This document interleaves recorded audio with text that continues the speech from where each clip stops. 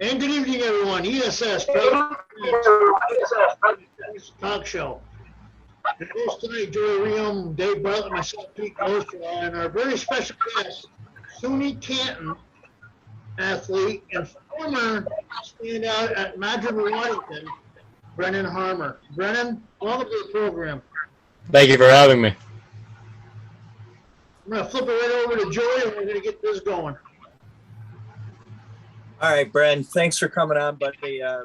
One of the things that we've tried to do with this little show is now try to get some of our younger athletes that can give us some insight as to what it's like to play at the college level. And you kind of got an interesting story, and I suppose you're going to tell us here along the lines, but I know you've played basketball at SUNY Canton, and the last time we chatted, you were talking that you were going to play soccer now at SUNY Canton. So that would be, kind of different. It'd be a two-sport athlete at the college level.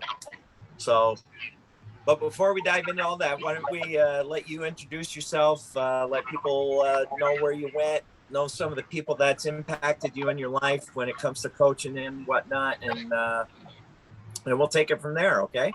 Okay, yeah. So obviously, I started as you said. I went to Madrid, Waddington, but when I was younger, I guess you could tell by my last name and Brian being my father, basketball was a pretty big part of my life, especially from a young age. And believe it or not, I got started really with competitive basketball not till about 7th or 8th grade, and started playing AAU basketball over in Brazier, actually, with Coach Rayom. And played there for a couple of years, and that really started basketball for me. And transitioned from that to playing in high school. I played JV my 8th grade year, and then moved up to varsity 9th through 12th grade. And I played there for Aaron Jones, who was a great coach. I mean, the techniques and methods that he uses at a high school level really translates well to both me as a player and everybody else that I saw go through his system. And I played AAU as I got older, played over in Ogdensburg for Maple City Slam in that program with the Sergeants coaching, and also Steve LaRose. And those guys, again, know how to play basketball and know how to coach basketball the right way. And that just helped me take my game from, I started out as mainly a spot-up shooter, being an undersized guard as a 9th grader, working my way up to a person and a player that was able to handle the ball and do more with it and create more for my teammates by the time I got into 12th grade, which then helped me progress to being a college player and a college athlete. And my dad always told me growing up, I never would have been able to play college basketball probably as just being a shooter and being a player that I was when I was younger. And so both with Steve LaRose and with Coach Jones over here in Madrid, I was able to take that step and develop my game into something that was more conducive to the college game. Well, you certainly were a scorer, Brennan, and I could sense that when you were playing for me for those couple of years as a youngster, that you were going to end up being a guy that knew how to put the ball in the basket, even though you might think it, or anybody else that might have been coaching, like, he's not really too oversized, he shouldn't be a problem. No, you were a major problem for us as your opposing coach too, as I moved on and had to try to guard you. So but playing for Aaron Jones, but your dad's in that school district, but you never really played for Dad, did you? No, he coached me 1 year in 6th grade, but other than that, he was just on the sidelines. And him, he's kind of reserved, so we would do stuff in the off season together and things, but he never was a coach when we were doing competitive stuff. Yeah, and one of the things about your dad is the couple of years that you played for the Brazier boys. I mean, it's not like that. It's a 45-minute drive for you guys. He would drive you over to the few practices that we did have, and just stand on the sidelines. But he never I appreciated that because as a coach, I mean, if he would have offered to help, I would have taken it. But he was not going to overstep his boundaries. I think he, us as coaches know that. So Yeah. I always appreciated your dad for those couple of years that we were able to have you. And I certainly, the boys still talk about you, Brennan. They love you, and I know you've come to our open gyms a little bit. So I'm glad that relationship was able to sustain itself. And I think about it, Brennan. Mishan was on our show a couple months ago. So Mishan played a little bit with us. Colby McCarthy played a little bit with us. Hunter Swan from Malone, and of course Noah Steele was our regular guy from another school. Think of those 5 guys that chipped in and helped and played on the Brazier boys. That'd be a hell of a starting 5 right there, all by themselves. Yeah. Yep. Well, so talk a little bit now. What's going to be coming up for you? We'll dive into some other things. We'll talk a little deeper about your time at Madrid Waddington. Because obviously, there's a few stories that we can tell. But talk about, so what's going to happen this fall? Are you going to attempt to play soccer? Are you playing soccer? Yeah, so I tried out this spring during their spring season, made the team. The coach was happy to extend the role for me, and he said I should be competing for a starting role hopefully in the fall. So it was something that, I mean, when he told me that, I was like, yeah, I'm gonna try to do that then. And so in the fall I think we go back in a week and a half for preseason. So looking forward to that, and hoping that works out. I mean, it was just something that in the winter I was kind of toying with the idea, just because I missed the game, and I had basketball, but I missed playing soccer and missed all the stuff associated with that, and so I wanted to get back into doing that too. So obviously you played soccer in high school. Yep. Okay, and who'd you play for? Oh, in high school just played for Madrid Waddington. I mean, I played varsity my 10th grade through my 12th grade year. We went to the Final Four actually for states in my junior year, but other than that, I took 2 years off after my senior year of high school. Actually, during my senior season, I actually was out for quite a year with like some back issues. So I probably played 5 games my senior year, and then just was away from the game for 2 years. But I made a pretty easy transition back into it, I think. And you played for Coach Robinson, right? Yes, Ryan Robinson. Yep. Okay. And so now, who are we going to be with at SUNY Canton, and what's the outlook and the prospects for this season? For all of a sudden that he's going to take a flyer on somebody that hasn't played the game in 3 years. Yeah, his name's so the coach's name over there is Tim Penrod. He's got a lot of experience in the Northeast, I think, and he does a lot of like developmental camps and stuff. So I knew getting into it that it was probably somebody that was going to easily cater to what I needed to get back into the game. Going from playing up here in Section 10 to then trying to play even at a smaller school like SUNY Canton. The game is just so much quicker. You got to make decisions quicker. You got to do everything else quicker. And so playing at a smaller school combined with taking 2 years off, it was something that it took me a couple weeks to catch up to, but I think he was pleased with it. I know I was, especially with how I was able to get back into the rhythm and get my momentum going again. But for the year, they've got so they lost last year. Last year they lost in the second semifinals of the NAC, the Northern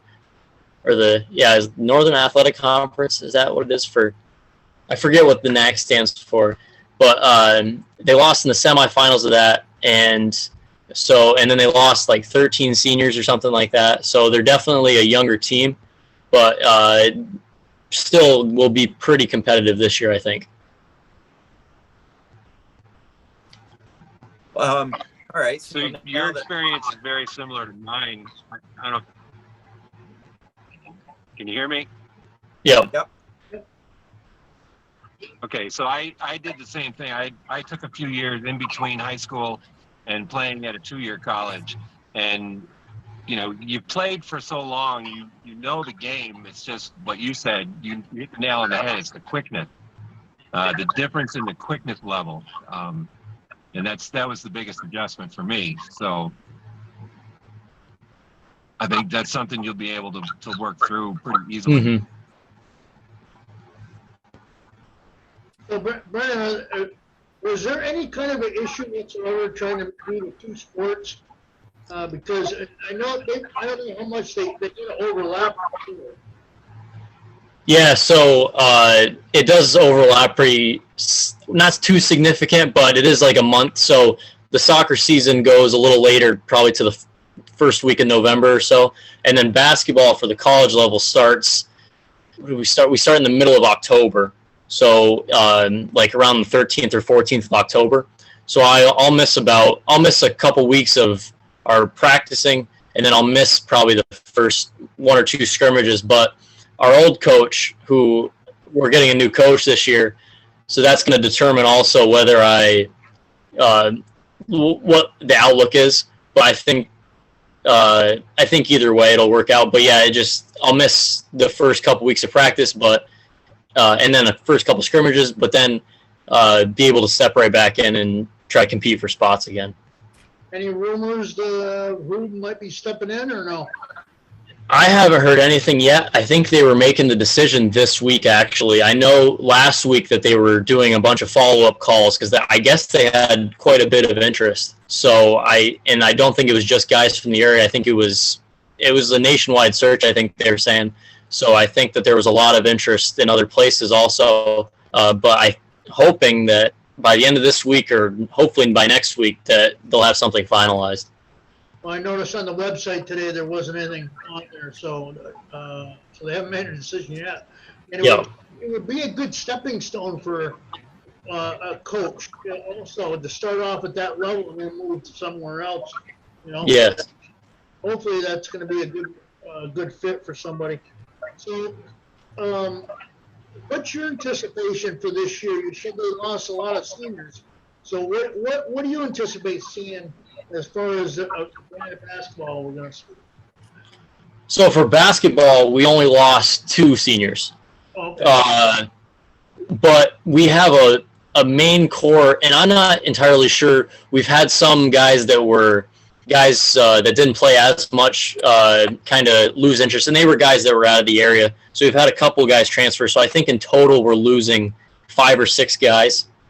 But we've got a lot of our starting core back. So we lost our 2 seniors. One was Danny Santana. He actually is a 1,000-point scorer there at Canton. And then Andrew Fitch, who was he's from Australia, but he's 7'1". He was one of the leading guys in the nation in blocks and rebounds and everything. So I think that'll be the biggest hole to fill, is just the presence that a guy that's 7 foot brings on the both offensive and defensive end, even at that level. But like I said, we got 3 of our 5 starters coming back, and quite a bit of experience still, both on the bench and in that starting lineup. So I think it'll be a good situation for a younger coach or whoever ends up getting hired to step into, I think. Well, and they aren't that far removed. I can't remember the year. I want to say it was the year before you got there, but they made the D3 national tournament just within the last 2 or 3 seasons, Brad. Yes, yeah. So 2020, that year, so it would have been 2 years ago, right? Yeah, they made the NCAA. Yep. Right. And so for somebody, obviously you're just a youngster at the school, but the feeling that I get from afar watching is that like SUNY Canton for our 4 local colleges, they're really in a good spot because they're in a totally different league. They're not in the SUNYACs. They're not in the Liberty League. They got their own league. You can play the local schools in non-league games, but then you're going at it and going as far as Maine to play some of your opponents in the league that you are in. It sounds like it just feels like the right fit for SUNY Canton, at least right now.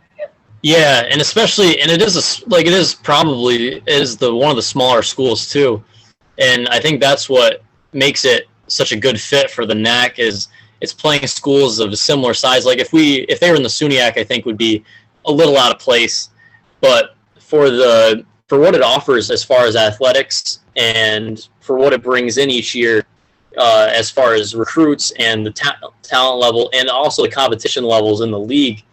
You look at a lot of the games that we played this year, we didn't win or lose any games in our league by more than probably 10, 15 points. So every game was competitive no matter the opponent. And so I think that makes it a good fit for the school, yeah.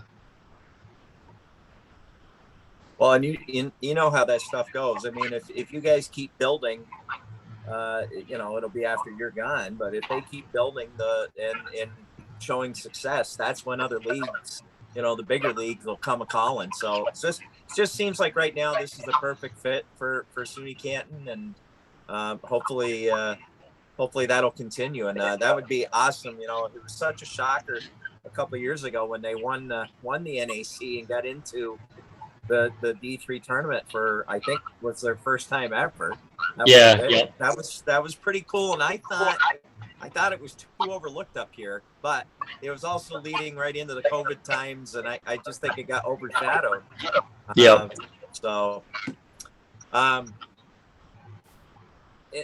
Well, speaking of that, I'll use that as the segue because that was what I wanted to bring up. So this poor guy right here, guys, is goes out and plays the game of his life after beating my boys in the Class C championship game, in which we held him under 10 points, by the way. And we'll talk about that after. But then you go out and play Mariah and play the number one team in the state at SUNY Potsdam on the night the world pretty much came to a halt. Yep. And you put on a show that night, man. I remember Coach Cross coming up to me before the game from Mariah and say, "Hey, what did you do?" Because he watched the film. And I'm like, well, if you couldn't figure it out on the film, I don't know what to tell you, man. But he didn't play anything the way I tried to shut you down in our Class C championship game, and you went off. It was one of the more impressive nights of watching a basketball game by a certain individual. I mean, you caught fire early, and your team fed off of you, and that was just a total dismantle. And granted, they were a little banged up that night coming into that game and everything, but still, you guys were the underdogs, and what a performance you guys put on in that game. Yeah, that was like we used to say, it was the highest of times followed by the lowest of times, just what happened the night before, and then we were actually in practice the next day, probably halfway through practice, when my dad came in and just said, yeah, it got shut down. So, but yeah, for the team that we had and what we were facing, it was one of the greatest moments. I think honestly, I think it was one of the greatest games that team that year had played. Oh, without a doubt. I mean, obviously, I watched you all season, and that's as good as a team performance from pretty much any team I watched all year that put on that night, and it was impressive. And it's unfortunate that I have to. It's part of the memory though is, my girls had just won in front of you, but all night, all I was doing was watching my phone going, this is it. I don't think we're going to play another game. And sure enough, same thing happened to me the next day, Brennan. I'm in there. Our girls are just getting ready to start practice, and I have to tell them, sorry, it's over. Yep. Looking back now, I know 2 years has passed, and but did you feel like you grew in any way out of that, or that disappointing news was like, okay, we were able to set that aside and you moved on with your life, or is that there's always going to be something that just sticks in your craw where like, boy, I wish we would have had the chance, because you probably would have had a legitimate chance. You would have been playing Lake George, I think, again. And Lake George was the number 4 seed that year, and we had played Lake George earlier in the season, and I walked away from that going, I think we could beat them if we got that far. In fact, I was surprised that they won Section 2. Mm-hmm. So I really thought Mariah was the team to beat, and you beat them. So you would have had a legitimate chance to beat Lake George. Yeah, and it was super disappointing because obviously the year before when they had that 53 game win streak going on, they had beaten us in the regional semifinals. So it was the game after we won the section, and so Trent Lashwa, our starting center, and I think we both had 19 points our junior year together. And so we were both really looking forward to going back down there, getting a little bit of revenge, because we knew from watching, we'd watched them before the Mariah game. We saw that they won. We were looking ahead a little bit. So we'd watch them and say, oh, yeah, we could definitely have a chance of beating these guys this year. So when we had beaten Mariah, we were like, all right, let's go. We're enough fired up from this year that why can't we go to the Final Four at this point? And I talked to Drew. Drew and I talked about this all the time because he was on the team with me, my little brother. And it wasn't something it was super disappointing at the time. But looking back now, I mean, it's just something that happened, it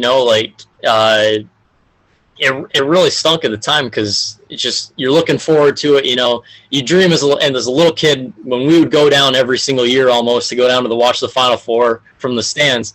And then you get to that point and you're that close to being able to step on that floor and play yourself in front of all those people. It really stunk, but at the same time, it was just looking back now, it was a good character building because it taught you that, you can be on top of the world at one moment, but then as soon as you start getting a little bit looking too far ahead, just like that, something else and it's okay. It's stuff like that's going to happen, but you just got to move on from it, Brennan, did you have a tough time staying physically fit the 2 years you were laid down? Because we talked to a lot of coaches that always they reached out to their players and they was mostly video chatting because nobody was doing anything in person. Yeah. And the coaches were, responding and sending them stuff to work on. But how did you keep fit? For me, it wasn't too hard. I do a lot in my free time. Like we would find places during the summer wherever guys were playing. Like I kept in contact with Toby, like Colby Perkins, some of the guys over in Brazier. And we played a lot that summer, just finding outdoor courts, and just going places. And even in the spring and into the summer, even in my free time when I wasn't playing soccer, I try to run quite a bit in my free time. And so that kind of helped me a little as well. But yeah, just like we had to make do with the situation. So finding outdoor courts, if guys wanted to play, we'd scrap together 8-10 guys as much as we could, and we'd drive places. We had a couple weeks where I would drive up to Rushton or Brazier twice a week sometimes to just to play. And we were playing on outdoor courts, and I was fine with it because, it's just something to do. It was those 3 months of lockdown. Getting into the summer, we can do stuff outside you want to do something no matter what it is, Right. So did you play at the historic dam court in Brushton? Is that the one? Where's that one at? Is that the one down by the falls? Yep. No, we played at the school right when they laid the new one right next to the gym, the new court they put up. You never played near the dam then? No, we never played down there. You don't know what you're missing. You missed. Dave out. Dave and I grew up playing on that. We traveled. We were sailing guys, and we used to drive up there on weekends. And thank God we were good friends with most of them. But we had hellacious basketball games there. In the school.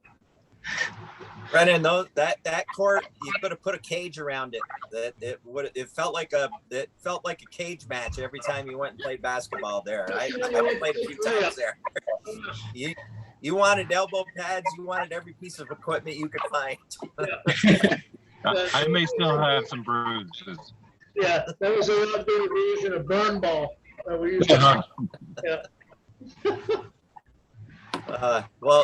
Well, Brennan, I mean, that's great that you had the ingenuity, and I'm so proud that and happy that you're friends with all these guys. That's something that I think not just myself, but I hope that Coach Jones, Coach Randy Todd at Brushton, somebody that coached against you for your high school career, that it's pretty cool that that you can remain friends with guys that you challenged and played against in school, and I think that's awesome.